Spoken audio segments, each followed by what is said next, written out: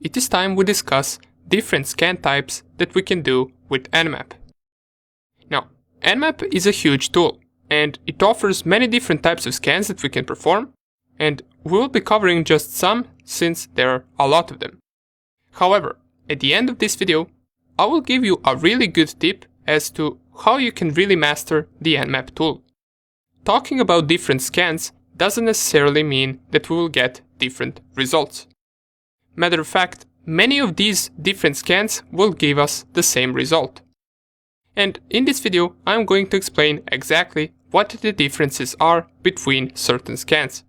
To fully understand this, you will need a background knowledge on TCP and UDP. So, in case you didn't watch the short video I made on TCP and UDP, make sure to watch it before covering this.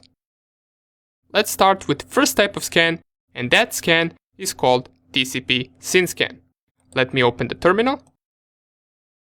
The command that we must run is nmap-ss, and then we're going to be scanning Metasploitable in this video, since that is the machine that we are attacking. So the IP address of my Metasploitable is 192.168.1.6, and this -ss is TCP SYN scan.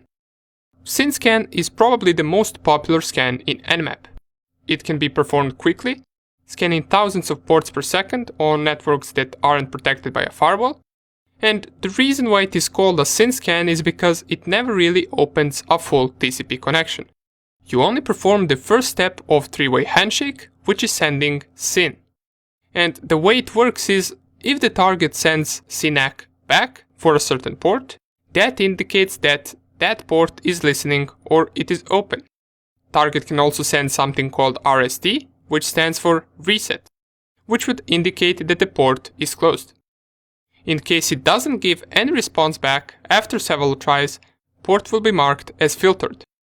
And filtered is just another state of ports that happens once Nmap cannot determine whether a certain port is open or closed. The filtered state could happen if port is, for example, protected by some filtering or a firewall. And now that we know exactly how TCP SYN scan works, let's test it out on our Metasploitable. There is one thing with this command. If I try to run it, it will not work. It will tell me, you requested a scan type which requires root privileges. And the reason this requires root privileges is because we're only sending one part of three-way handshake and telling our machine that we do not want to respond to a SYN-ACK bitset in case it is sent back from the target. That requires root privileges. So we must run this with sudo nmap-ss, and then let's type in our password. And we will notice it gives us the results of ports that are open very fast. And it is also very important and satisfying once we know how certain scan type works. Once again, it sends only the SYN and waits for a SYN-ACK or RST, and it never establishes a full TCP connection. Let us check out the result. So we got these ports open, and we also got what service is running on those open ports. Now, here's the time that it took, and we're going to compare this with different scans. And the reason it finished this fast is, once again, it doesn't establish a connection. Compared to this SYN scan that we just performed, we also got something called TCP connect scan, or also labeled as -st. So in order to run this, we can just change this command from -ss to -st. And you will see all of these options if you run the help menu of Nmap. What's interesting about this is that it does not require sudo privileges.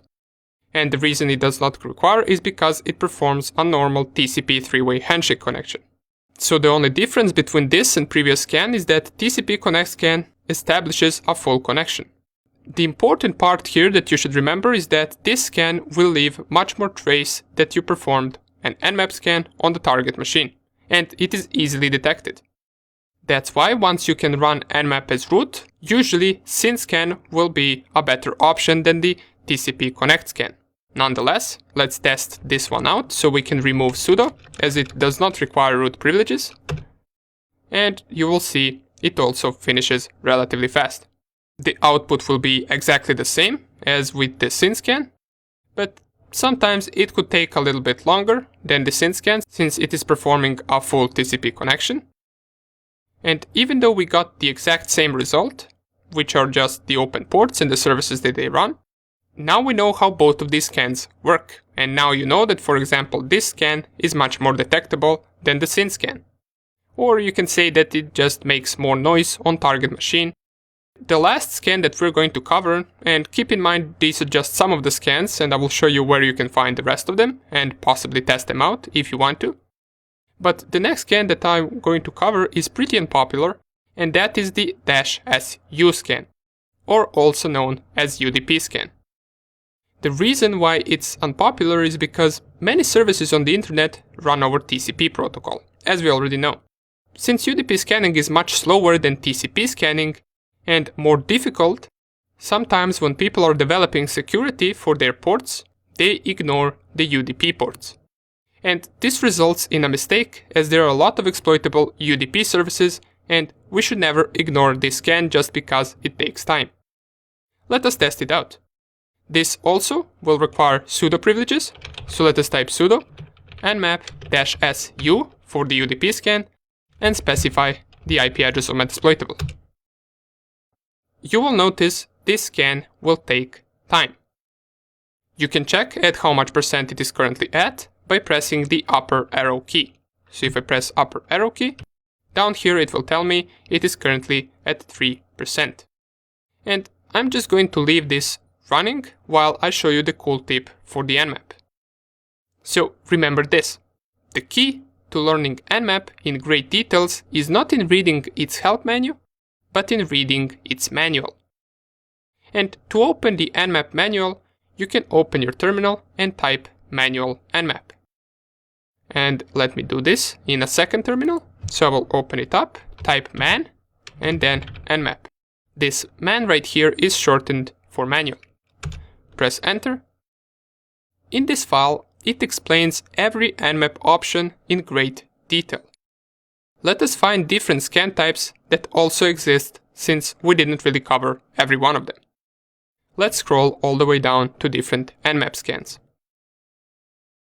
And as we're scrolling, you will see that we are passing the actual help menu that we get outputted once we run the --help. And below this help menu, it explains every option in great details.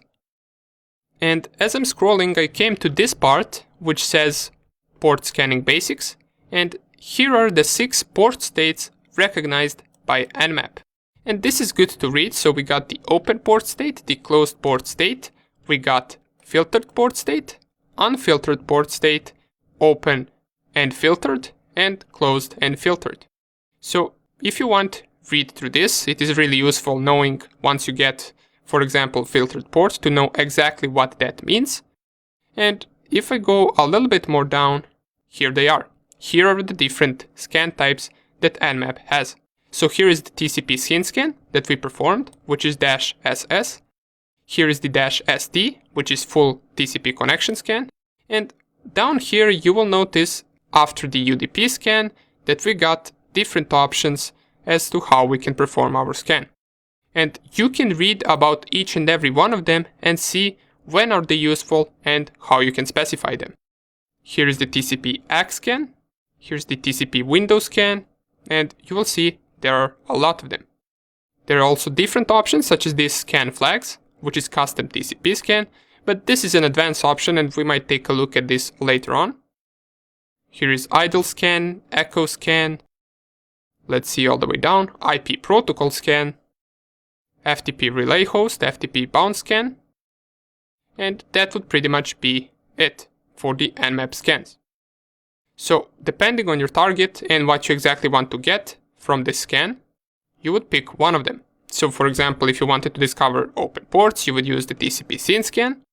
Now the ACK scan, I believe, which is the -SA, which we saw a few seconds ago, is useful, I believe, to mapping out the firewall.